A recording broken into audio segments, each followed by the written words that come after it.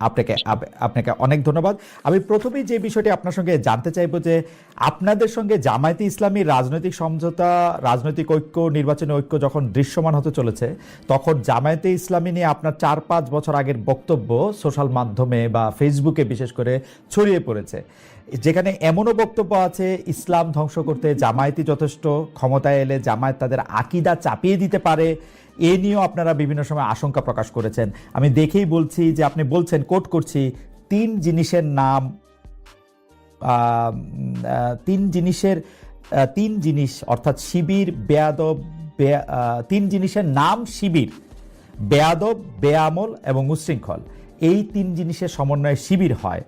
এখন সমঝোতার স্বার্থে আপনারা এই ধরনের পুরনো বক্তব্যগুলিকে প্রত্যাহার করে নেবেন? আসলে জামায়াতে ইসলামের সাথে আপনাদের রাজনীতিটা কোন সুতায় গাঁথা হচ্ছে? জনাব মুফতি সৈয়দ ফজলুল করিম। আলহামদুলিল্লাহ, মানুষের ধন্যবাদ, শুকরিয়া জ্ঞাপন করছি। প্রথমত আমাকে কেউ বর্জন করার জন্য বলে নেই যে আপনি এটা বর্জন করেন, আমার মেসেজ এরকম আমার কাছে আসেন।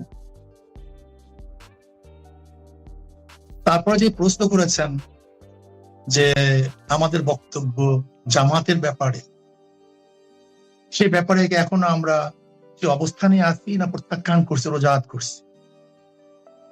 দেখেন, জামাতও আমাদের ব্যাপারে অনেক বক্তব্য দিয়েছে। আহলে দেওবন্দের ব্যাপারে, আহলে সুন্নাত ওয়াল জামাতের ব্যাপারে জামাতের অনেক বক্তব্য আছে। তাসাউফের ব্যাপারে জামাতের বক্তব্য আছে। জামাত সেই বক্তব্য থেকে এক তীর পরিমাণ পিছপা হয়নি। আর আমরাও বিগত দিনে যে বক্তব্য দিয়েছি এবং আমাদের মুরব্বীরা যে বক্তব্য দিয়েছেন, তার থেকে আমরা এক চুল পরিমাণ এখন পর্যন্ত আপনার সাথে কথা বলা পর্যন্ত পিছপা হয়নি। প্রত্যেকের অবস্থানে আছে। এখন প্রশ্ন করতে পারেন এই অবস্থানে থেকে আপনারা তাদের সাথে বক্তব্য কিভাবে দিচ্ছেন, একই স্টেজে আসছেন কিভাবে, প্রশ্ন এখানে। আমি এটার উদাহরণ দিতে চাই। যেমন আমেরিকা ইরানের ব্যাপারে যে সিদ্ধান্ত নিয়েছে, সেই সিদ্ধান্ত থেকে আমেরিকা কোনো অবস্থায় পিছপা হয়নি। আবার ইরান আমেরিকার ব্যাপারে যে বড় শয়তান বলেছে, সেখান থেকেও কিন্তু ইরান কোনো অবস্থাতেই রোজাত করেনি, তার বক্তব্যকে প্রত্যাহার করেনি। কিন্তু তারপর কোন এক কারণে কিন্তু তাদের মধ্যে একটা সমঝোতা হয়েছে, যুদ্ধ বিরতি চুক্তি হয়েছে। ঠিক আমরাও মনে করি প্রত্যেকের অবস্থানে থেকে কোন এক বিষয়ের উপরে আমরা ঐক্যমত হতে পারি। ওকে, ধরে নেন আমরা 28 তারিখে যে সম্মেলন করেছি, সেখানে হিন্দু আসছে, বৌদ্ধ আসছে, খ্রিস্টান আসছে। তার মানে এই নয় যে খ্রিস্টান, বৌদ্ধ, হিন্দুরা তাদের আদর্শ বিসর্জন দিয়ে ইসলাম কবুল করে আমাদের মাঝে আসছে। ব্যাপারটা এরকম না, রাইট। বরং এই বিষয়ের উপরে ঐক্যমত, সেই বিষয়ের উপরে তারা ঐক্যমত পোষণ করার জন্য এসেছে। ওকে, ঠিক আমরাও মনে করি জামাত আমাদের ব্যাপারে যে আকীদা বা বিশ্বাস রাখে, যে বক্তব্য তাদের আছে, আমরাও জামাতের ব্যাপারে যে বক্তব্য দিয়েছে এবং যে আকীদা বিশ্বাস রাখি, সে প্রত্যেকের অবস্থানে আছে। ওকে, বাকি আগামী বাংলাদেশকে গড়ার জন্য, এই জাতিকে বাঁচাবার জন্য, ইসলাম দেশ মানবতা রক্ষার জন্য আমরা শুধু জামাত না, আমাদের ঘোষণা ছিল ইসলাম দেশ মানবতা। এই মূল 3 ভিত্তিতে যদি বামপন্থীরাও কেউ জোট করে, অ্যালায়েন্স করে, নির্বাচনের সমঝোতা করে, আমরা তাদের সাথে করতে রাজি। ওকে,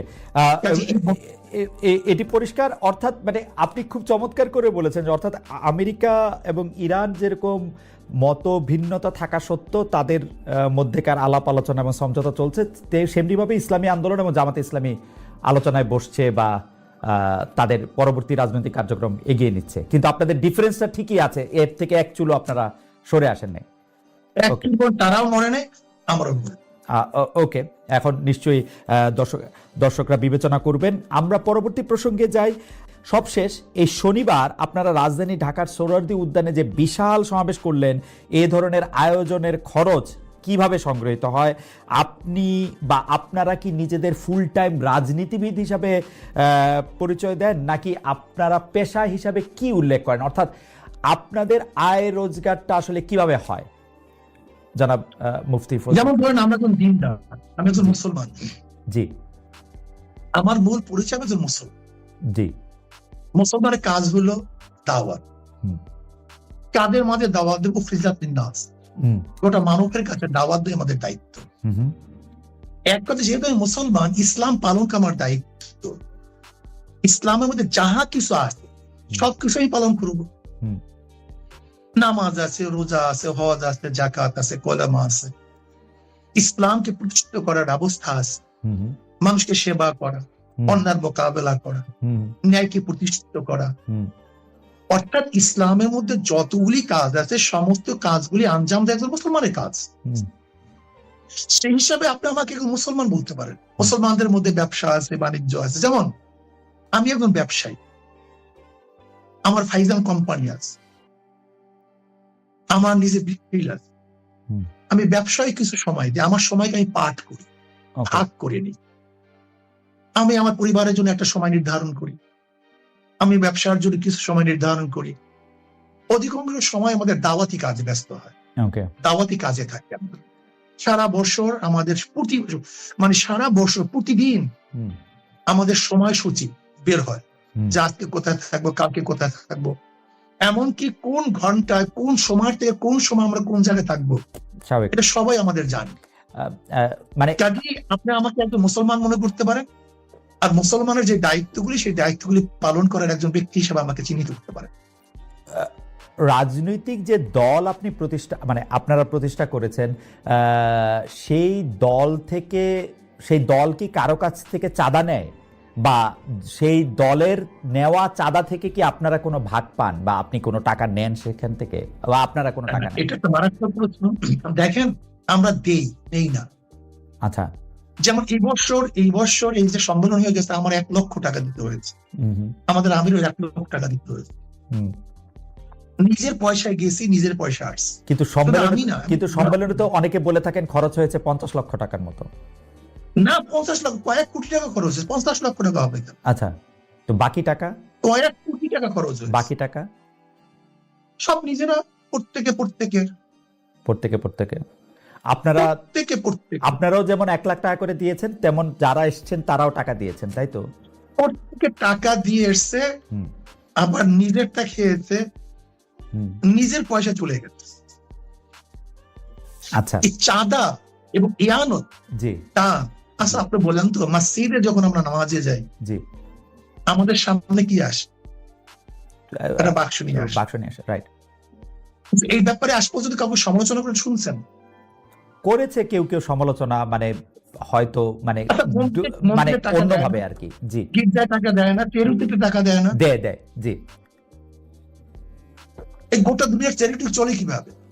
তাই চলে না। আমাদের প্রশ্ন, কারণ বাংলাদেশে কেউ কিন্তু এই ব্যাপার শোনেন, আপনি যদি আমার থেকে 10 টাকা দেন, আপনি যদি আমাকে 10 টাকা হাদিয়া দেন, এমনি দেন, আর যদি 10 টাকা আপনার থেকে জোর করে নেই, এই 2 টাকার মধ্যে পার্থক্য আছে। অবশ্যই পার্থক্য আছে।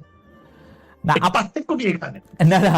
না হুজুর, আপনি আমার অজ্ঞতা ক্ষমা করবেন। আমি জোর করা দূরে থাক, কারণ যা চাই আপনি সব বলবেন।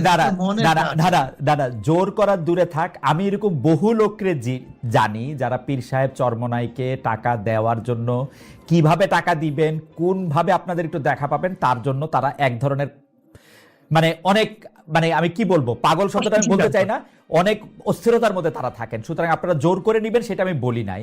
আমি শুধু জানতে চেয়েছি যে এই ভক্তরা বা যারা আপনাদের অনুসারী তারা যে টাকা দেয়, সেইখান থেকে আপনারা কোনো টাকা নেন কিনা, সে পার্টির প্রধান হিসাবে, একটা ব্যক্তিগত দল। জি, যদি কেউ ব্যক্তিগত হাদিয়া দেয় সেটা আমরা গ্রহণ করি। আচ্ছা, কিন্তু মাদ্রাসা, মসজিদ, সংগঠনের জন্য যে চাঁদা তোলা হয়, সেই টাকার মধ্যে আমাদের মধ্যে আসমান জমিন ফরক, বিশাল ওয়াল। ওকে, যে টাকাটা আপনাদের নামে দেওয়া হয় সেইটা আপনারা নেন, যে টাকাটা মসজিদ, নামে কোনো আমাদের বাক্স নেই। আচ্ছা, যে আমাদেরকে হাদিয়া দেয়, আচ্ছা, মোহাব্বত করে দেয়। আচ্ছা, যেমন সন্তান বাবাকে দেয়, ছাত্র উস্তাদকে দেয়, যেটিকে আমরা প্রেজেন্টেশন বলি, তোহফা বলি, হাদিয়া বলি, এই শব্দগুলি ভিন্ন। অনেকে বলেন যে না, আমি এটা পরিষ্কার করছি, অনেকে বলেন যে আপনাদেরকে যে হাদিয়া দেওয়া হয় সেটার কোনো গুণাগুন্তি নাই, সেটাকে একটা বিপুল পরিমাণ টাকা, মানে লাইক আপনারা কি এই টাকাটা কখনো ডিক্লেয়ার করেন? এই টাকাটা কি ট্যাক্সেবল, মানে আপনারা ঘোষণা করেন কখনো আপনাদের আয় হিসাবে? না, আমাদের আয় হিসাবে তো আমাদের ঘোষণা করার কিছু নাই। আচ্ছা, আমাদের আয় ঘোষণা করার তো ব্যাপার না। ওকে। যদি এইটা ঘোষণা করার প্রয়োজন থাকতো তাহলে আমরা ঘোষণা করতাম। আচ্ছা, আমাদের যেরকম আয় আছে সেরকম ব্যয় আছে, ওকে ওকে আমাদের খরচও সেইভাবে আছে। ওকে। এখন আমার প্রশ্ন হলো যে আপনাকে যদি কেউ হাদিয়া দেয় সেটাকে সরকারকে জানাতে হবে কিনা, ধরে নেন অল অফার, বা আপনাকে জানাতে হবে কিনা। ওকে, আমি আমি এই ব্যাপারে পরিষ্কার। আমরা এখানে আরেকটা কথা বলি, এই যে চরমোনাই মাহফিল হয়, জি, এই চরমোনাই মাহফিলের সমস্ত খরচ মাহফিলের মাদ্রাসার, সমস্ত আয়ো মাদ্রাসা, খরচ এখান থেকে আচ্ছা, সব মাদ্রাসা, ওকে। এখান থেকে আমার আমাদের এক পয়সা কানা করি আমরা নেইও না, বরং কোনো সন্দেহ যদি হয় সেটা মাদ্রাসা আমরা দান